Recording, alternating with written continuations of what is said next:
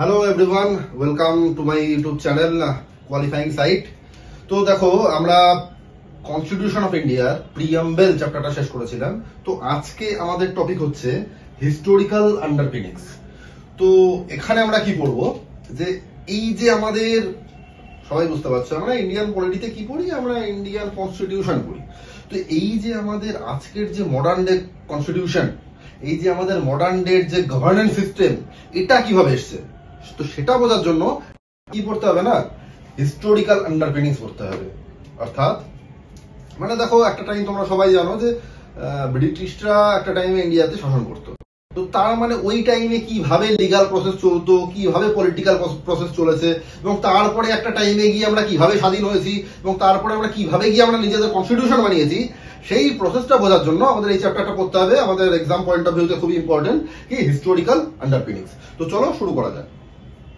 তো দেখো ব্যাপার কি হয়েছে, ইন দ্য ইয়ার 1600, এটা হচ্ছে ইস্ট ইন্ডিয়া কোম্পানির, বা rather I should say British east India company establishment হয় এবং তারা ইন্ডিয়াতে আসে। ইন্ডিয়াতে আসে কি নিয়ে আসে, তাদের কাছে ছিল রয়্যাল চার্টার, বা বলতে পারো মানে এই ব্যাপারটার মানে কি, মানে ইংল্যান্ডের কুইনের থেকে একটা স্পেশাল পারমিশন দেওয়া হয়েছে একটা কোম্পানিকে। মানে দেখো, নর্মালি একটা কোম্পানি অন্য একটা ফরেন কান্ট্রিতে যাচ্ছে, বিজনেস করছে, মানে ওটাকে আমি কি বলবো না, ওটা জাস্ট একটা company, it is merely a company. কিন্তু ইস্ট ইন্ডিয়া কোম্পানির ক্ষেত্রে যদি আমি বলি, ব্যাপারটা কি হয়েছে, তাদের কাছে তারা শুধুমাত্র একটা কোম্পানি ছিল না, তাদের সাথে কি ছিল, তাদের সাথে কি ছিল, রয়্যাল চার্টার ছিল, রাইট? তার মানে কি, তারা একমাত্র ব্রিটিশ কোম্পানি যারা ইন্ডিয়া এসে বিজনেস করবে, এবং তাদের কি ছিল, ট্রেড মনোপলি। অর্থাৎ আর কোন ইংল্যান্ডের কোম্পানি ইন্ডিয়া এসে বিজনেস করার রাইট পাবে না। এবং এই রয়্যাল চার্টার থাকার কারণ, তাদের সাথে কি ছিল, তারা শুধুমাত্র একটা কোম্পানি না, তাদের সাথে মিলিটারি পাওয়ার ছিল, তাদের সাথে তারা অন্য কোনো রাজা বা মহারাজার সাথে ট্রিটি সাইন করতে পারত। তো ব্যাপারটা এটা হয়েছে। এবার দেখো 1600 সালে এস্টাবলিশ হয়েছে, তারপরে ইন্ডিয়াতে এসে রয়্যাল চার্টার নিয়ে ইন্ডিয়া এসে বিজনেস করছিল, কোনো সমস্যা ছিল না। এবার মাঝখানে যে পার্ট গুলো ছিল সেগুলো তো তোমরা হিস্ট্রিতে পড়ে নেবে, কিন্তু আমি যেটা পলিটির অ্যাঙ্গেলে যেটা ইম্পর্টেন্ট সেটাই আমি বলবো। তো কি হয়েছে, তারপরে এর মধ্যে হতে হতে অনেক স্ট্রাগল, অনেক কিছু করতে করতে একটা টাইম এসছে, যে কি ইয়ার এসছে 1764। ওই টাইমে কি হয়েছিল, কোন বছর এসছে, 1764 সাল হয়েছে। এই টাইমে কি হয়েছে, ব্যাটেল অফ বক্সারের যুদ্ধ হয়েছে না।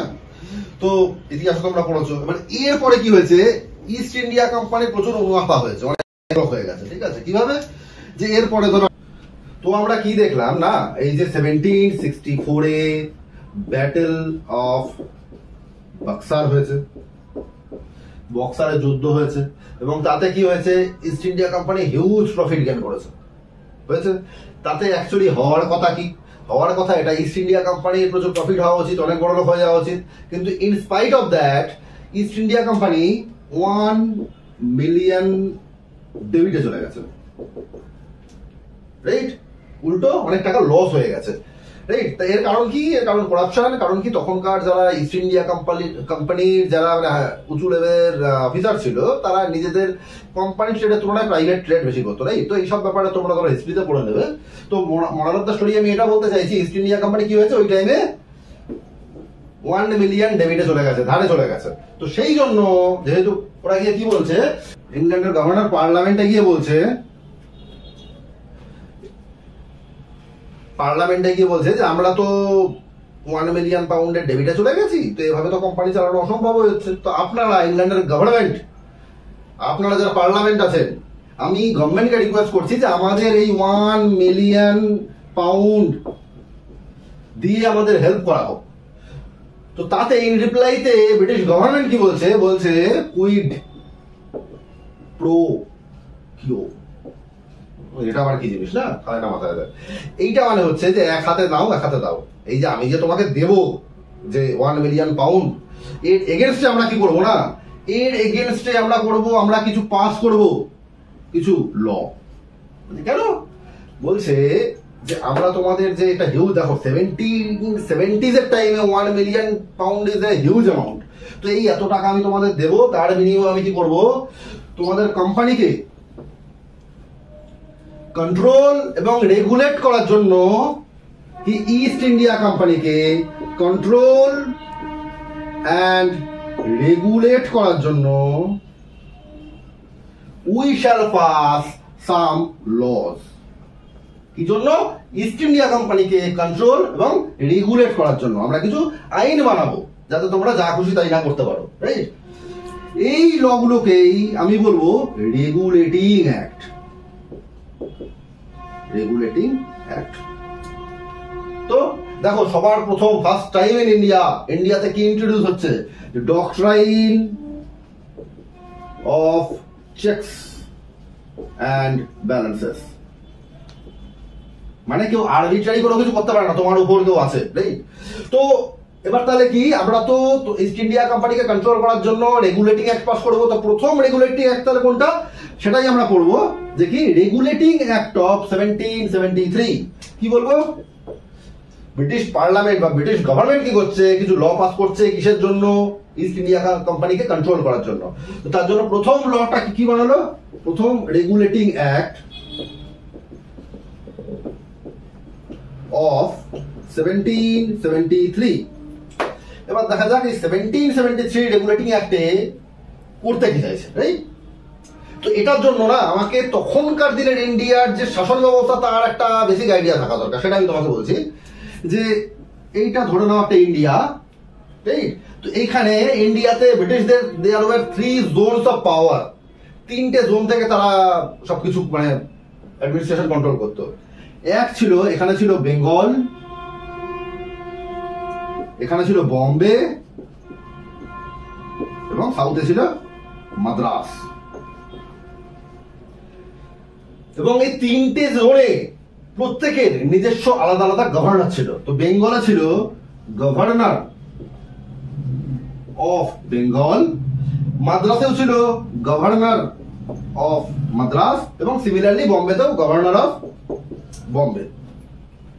এদের প্রত্যেকের নিজস্ব আলাদা আলাদা করে কিছু এক্সিকিউটিভ এবং লেজিসলেটিভ পাওয়ার ছিল।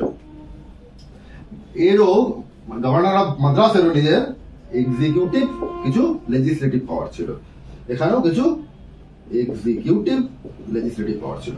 এবার এই জিনিসগুলো কি, মানে এক কথায় যদি আমি বলি, কি বলবো, এক্সিকিউটিভ হচ্ছে, দেখো মানে যারা আইন বানায়, যারা ল বানায়, এখনকার দিনে যাদের আমরা এমপি এমএলএ বলি, ওদের কাজ কি, দেশ কিভাবে চলবে সেই আইন বানানো, ল মেকিং পাওয়ার, তাই না?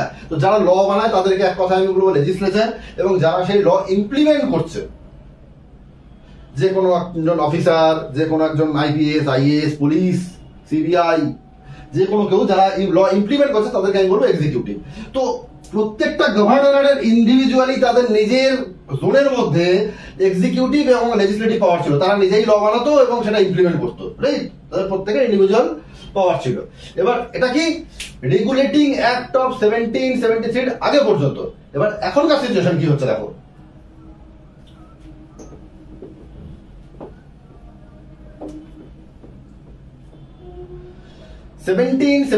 রেগুলেটিং অ্যাক্টে কি করা হলো, এই যে বম্বে এবং মাদ্রাসের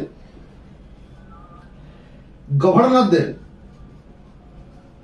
যে লেজিসলেটিভ পাওয়ার, ল বানানোর যে পাওয়ার, সেটা নিয়ে নেওয়া হলো। সেটা বম্বে এবং মাদ্রাসের গভর্নরদের থেকে আমি তাদের লেজিসলেটিভ পাওয়ার নিয়ে কি করবো, ওই যে বেঙ্গলে একটা গভর্নর ছিল না, বেঙ্গলের যে গভর্নর,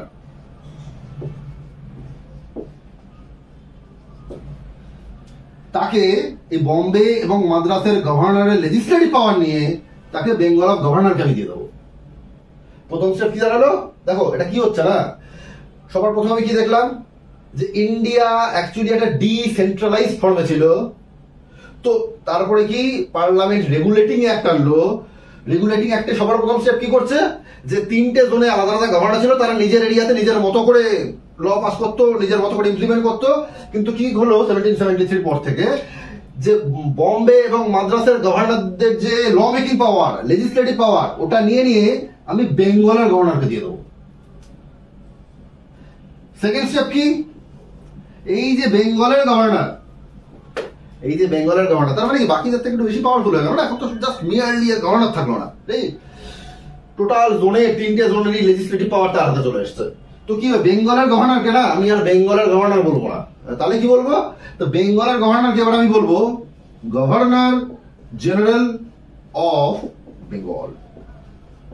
মুবারক হোক, আপনার প্রমোশন হয়েছে। যে কি এবার থেকে আপনি আর গভর্নর অফ বেঙ্গল নেই, তাহলে কি হয়েছে, আপনাকে এবার থেকে বলা হবে গভর্নর জেনারেল অফ বেঙ্গল। এবং সেটা কে ছিল? ওয়ারেন। তোমাকে জিজ্ঞেস করবে যে সবার প্রথম governor general of Bengal K? Warren Hastings. প্রথম স্টেপ কি, লেজিসলেটিভ পাওয়ার নিয়ে গভর্নর অফ বেঙ্গলকে দিয়ে দেবো। সেকেন্ড স্টেপ কি, বেঙ্গলের গভর্নরকে আমি আর গভর্নরই বলবো না, এবার কি বলবো, গভর্নর জেনারেল বলবো। থার্ড স্টেপ কি, থার্ড আমি কি করবো, এই যে গভর্নর জেনারেল রেসপন্সিবিলিটি বাড়িয়ে দিলাম না, তো রেসপন্সিবিলিটি যখন আমার বেড়ে যাবে আমাকে তো স্টাফও দিতে হবে। এই যে গভর্নর জেনারেল অফ বেঙ্গল, ইনাকে অ্যাসিস্ট করার জন্য, ইনাকে হেল্প করার জন্য একটা 4 মেম্বার এক্সিকিউটিভ কাউন্সিল বানানো হলো। কি বললাম, এই যে গভর্নর জেনারেল অফ বেঙ্গল, এনাকে হেল্প করার জন্য একটা 4টে মেম্বারের এক্সিকিউটিভ কাউন্সিল বানানো হলো। এবার দেখো, এবার একটু অন্য কথা বলি, যে অ্যাকচুয়ালি তোমাকে আমি যদি জিজ্ঞেস করি না যে হার্দিক পান্ডা, ধরে নাও পৃথিবীতে না অলরাউন্ডার বলে কোনো অপশন নেই, ঠিক আছে, তো আমি কি হার্দিক পান্ডিয়া সম্পর্কে যদি বলি, ওনাকে কি বলবো, ব্যাটসম্যান বলবো না বোলার বলবো? বা যদি তোমাকে জিজ্ঞেস সচিন তেন্ডুলকার, উনি কি একজন বোলার না ব্যাটসম্যান? তো অ্যাকচুয়ালি যদি আমাকে বলতে হয়, তুমি যদি বলো যে সচিন হচ্ছে একটা ব্যাটসম্যান, তো এবার আমি বলবো সচিনের তো 100-র উপরে সম্ভবত উইকেটও আছে, আউটও করেছে, তাহলে তাকে কি একদমই বোলার নয়, ওর 5 উইকেট হলও আছে। তো ব্যাপার হয়েছে কি বলতে হবে তখন আমাকে, যে সচিন তেন্ডুলকার অ্যাকচুয়ালি একজন ব্যাটসম্যান যে মাঝে মধ্যে বোলিংও করে, রাইট? কি বলতে চাইছি, হার্দিক পান্ডিয়া অ্যাকচুয়ালি একজন ব্যাটসম্যান যে মাঝে মধ্যে বোলিংও করে। বা রবিচন্দ্রন অশ্বিন, উনি প্রাইমারিলি একজন বোলার, তার টেস্টে সেঞ্চুরিও আছে, মাঝে মধ্যে ব্যাটিংও করে, তাই না? তো একইভাবে আমি যদি তোমাকে জিজ্ঞেস করি, দেখো নরেন্দ্র মোদী আমাদের প্রাইম মিনিস্টার, মানে সামহাও মেজরিটি অফ দি লোক তার জন্য ভোট করেছিল বলে সে আজকে আমাদের প্রাইম মিনিস্টার, না? এবার তুমি যে ভোট করেছিলে, একটা কোশ্চেন জিজ্ঞেস করছি, নমো নরেন্দ্র মোদী, কাকে ভোট দিয়েছিলে? নরেন্দ্র মোদী দ্য প্রাইম মিনিস্টারকে, না নরেন্দ্র মোদী দ্য এমপি কে? ওই যে বারাণসী কেন্দ্র থেকে দাঁড়িয়েছিল। তো সাধারণ মানুষ যারাই নরেন্দ্র মোদীকে ভোট করেছে, তো কাকে ভোট করেছে? প্রাইম মিনিস্টার নরেন্দ্র মোদীকে ভোট করেছে, নাকি এমপি, যে লোকটা ওই কেন্দ্র থেকে নিজের কনস্টিটিউয়েন্সি থেকে দাঁড়িয়েছিল, এমপি হওয়ার নরেন্দ্র মোদীকে ভোট করেছে? তো তোমাদের মধ্যে অনেকেই এটা জানো না, আমরা প্রাইম মিনিস্টার নরেন্দ্র মোদীকে ভোট করিনি, আমরা এমপি নরেন্দ্র মোদীকে ভোট করেছিলাম। পরবর্তীকালে উনি ইলেক্টেড হওয়ার পরে প্রাইম মিনিস্টার হয়েছে, রাইট? তো একইভাবে এখানে কি দাঁড়াচ্ছে দেখো, এই যে গভর্নর জেনারেল অফ বেঙ্গলকে অ্যাসিস্ট করার জন্য 4 জন মেম্বারের একজন এক্সিকিউটিভ কাউন্সিল বানানো হয়েছে। তো তার মানে আমি বলতে চাইছি এটা তো কথা বলে, যে ওই ব্রিটিশ টাইমে কি ছিল, প্রাইমারিলি এক্সিকিউটিভ, যারা হু অলসো অ্যাকচুয়ালি পাওয়ার কাদের কাছে, অ্যাকচুয়ালি শাসন করছে কে, executive, who also performs executive actually executive who also performs legislative function। মানে আমি বলতে চাইছি ব্রিটিশ টাইমে কি ছিল না, এক্সিকিউটিভ সুপ্রিমেসি ছিল, ঠিক আছে, এক্সিকিউটিভ ডমিনেট টাইপের গভর্নেন্স ছিল। কিন্তু এখনকার ইন্ডিয়াতে তুমি কি দেখছো, এখনকার ইন্ডিয়াতে আমরা বারবার দেখি না, যে একটা কথা মানে সবাই জানে, যে কি এক্সিকিউটিভ ইজ রেসপন্সিবল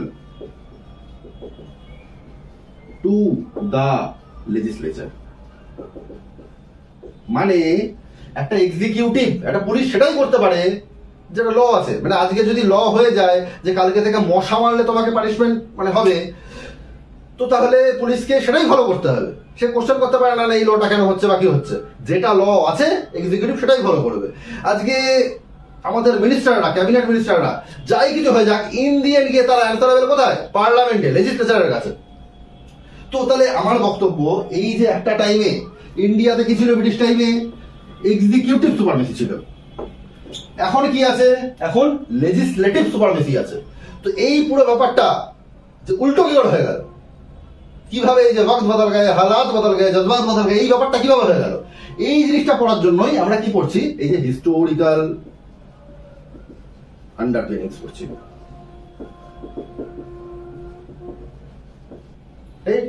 তো এখনো পর্যন্ত যদি আমি রিকল করি, কি দাঁড়ালো? সবার প্রথম কি, গভর্নর অফ বম্বে এবং মাদ্রাসের লেজিসলেটিভ পাওয়ার গভর্নর অফ বেঙ্গলকে দিয়ে দেওয়া হলো। সেকেন্ড স্টেপ কি হলো? গভর্নর অফ বেঙ্গলকে আমি কি বলবো? গভর্নর জেনারেল অফ বেঙ্গল বলবো। থার্ড স্টেপ কি হলো? গভর্নর জেনারেল অফ বেঙ্গলকে অ্যাসিস্ট করার জন্য 4 জন মেম্বারের একটা এক্সিকিউটিভ কাউন্সিল বানানো হলো। ফোর্থ পয়েন্ট কি, ফার্স্ট টাইম একটা সুপ্রিম কোর্ট বানানো হলো আমাদের ফোর্ট উইলিয়ামে, উইথ 4 জাজ। তোমাদের কোশ্চেন আসবে যে প্রথম জাজেস মানে চিফ জাস্টিস অফ মানে ইন্ডিয়ার নাম কি? তো স্যার এলাইয়া ইম্পে আমাদের ফার্স্ট সুপ্রিম কোর্টের চিফ জাস্টিস ছিল। আচ্ছা, ওকে। তো দেখো তারপরে আর কি বানানো হলো না? ফিফথ পয়েন্ট কি, পার্লামেন্ট কি বানালো? কোর্ট অফ ডাইরেক্টরস বানালো, যারা কিনা ইস্ট ইন্ডিয়া কোম্পানির কোথায় অ্যাকাউন্টস বা কোথায় কত মানে হিসাব হয়েছে, কোথায় কত এক্সপেন্স হয়েছে, কোথায় কত খরচা হয়েছে, সবকিছু হিসাব রাখবে এবং এরা অ্যান্সার দেবে ব্রিটিশ পার্লামেন্টকে। ওকে। এবং দেখো এখানে এবার সবকিছু মিলিয়ে একটা সমস্যা দাঁড়ালো কি, যে ইস্ট ইন্ডিয়া কোম্পানির যে অফিসাররা কোথাও না কোথাও এই রেগুলেটিং অ্যাক্ট 73 অনুযায়ী ইস্ট ইন্ডিয়া কোম্পানিকে, এই যে সুপ্রিম কোর্ট বললাম সুপ্রিম কোর্ট বানানো হয়েছে, তাদের যে জাজেসরা তারাও অর্ডার দিতে পারে ইস্ট ইন্ডিয়া কোম্পানিকে, এবং যে গভর্নর জেনারেল অফ বেঙ্গল তারাও কোম্পানিকে কন্ট্রোল করতে পারে। তো বুঝতে পারছো এটা খুব বাজে রকম সমস্যা হয়ে যাবে না? আজকে আমি এজ এ স্টেশন মাস্টার, আমি শিয়ালদা স্টেশনে কাজ করছি, আমি বুঝতেই পারছি না আমাকে ডিআরএম স্যার অর্ডার দিয়েছে সেটা আমি শুনবো, নাকি রেলমন্ত্রী বা মানে আমাদের রাজ্যের হোম মিনিস্টার একটা অর্ডার দিয়েছে সেটা আমি শুনবো আর কি। তো একটা হিউজ কনফিউশন তৈরি হবে না যে একজন বিউরোক্র্যাট দুটো আলাদা আলাদা অর্গানাইজেশনের কাছে আনসারেবল। তো একটা হেডেক তৈরি হয়ে গেল। আর সেকেন্ড একটা জিনিস দেখো, যে অ্যাকচুয়ালি রেগুলেটিং অ্যাক্ট কেন বানানো হচ্ছে? ইস্ট ইন্ডিয়া কোম্পানিকে কন্ট্রোল এবং রেগুলেট করার জন্য। এবং শুধু তাই না, পার্লামেন্ট এটা বলেছে আমরা প্রত্যেক 20 বছর অন্তর এই যে রয়্যাল চার্টার, মানে এক কথায় বলতে গেলে প্রত্যেক 20 বছর অন্তর আমরা এই রেগুলেটিং অ্যাক্টের to revise the terms and condition, আমরা ওই রয়্যাল চার্টারে চেঞ্জ করব এবং প্রত্যেক 20 বছর অন্তর ল পাস করবো ইস্ট ইন্ডিয়া কোম্পানিকে রেগুলেট করার জন্য, এবং সেটা এক একটা হবে রেগুলেটিং অ্যাক্ট। এবার ব্যাপার কি দাঁড়িয়েছে যে দেখো প্রথমত প্রবলেম কোথায়, যে ইস্ট ইন্ডিয়া কোম্পানির অফিসাররা বুঝতেই পারছে না আমি অ্যান্সারেবল কার কাছে, আমার লয়্যালটি কার কাছে। আর সেকেন্ডলি একটা কথা ভাবো, 1600 সালের একটা কোম্পানি 1773-তে এসে, মানে মাঝখানে কত যুদ্ধ, কত স্ট্রাগল, কত পলিটিক্যাল স্ট্রাগল, কত হ্যারাসমেন্ট, কত পরিশ্রম, ওই ঠান্ডার জায়গা থেকে এসে আমাদের এই গরম জায়গায় এসে যুদ্ধ করেছে, কত রকম সমস্যা হয়েছে। শুধুমাত্র হঠাৎ করে কি হলো, 1 মিলিয়ন পাউন্ড দিয়ে তোমার এতদিনের পরিশ্রমের ফসল পুরো কন্ট্রোল, ল মানিয়ে তোমার পুরো কন্ট্রোল নিয়ে নেবে। তো এই যে কোর্ট অফ ডিরেক্টরসরা বা কোম্পানি কোনোদিন পার্লামেন্টের সাথে কোঅপারেট করবে কি? কেউ করবে না। তো ব্যাপার কি হয়েছে, এই যে কোর্ট অফ ডিরেক্টর ছিল না, যেটা পার্লামেন্ট বানিয়েছে, দেখি কত খরচা হচ্ছে, কোথায় কত এক্সপেন্স হচ্ছে, সবকিছুর হিসাব দিয়ে পার্লামেন্টে জানাতে হবে। এরা কোনোদিন ইংল্যান্ডের পার্লামেন্টের সাথে ডিড নট কোঅপারেটেড। তো অ্যাজ এ রেজাল্ট কি হয়েছিল, 17 regulating act 1773 failed to control east India company.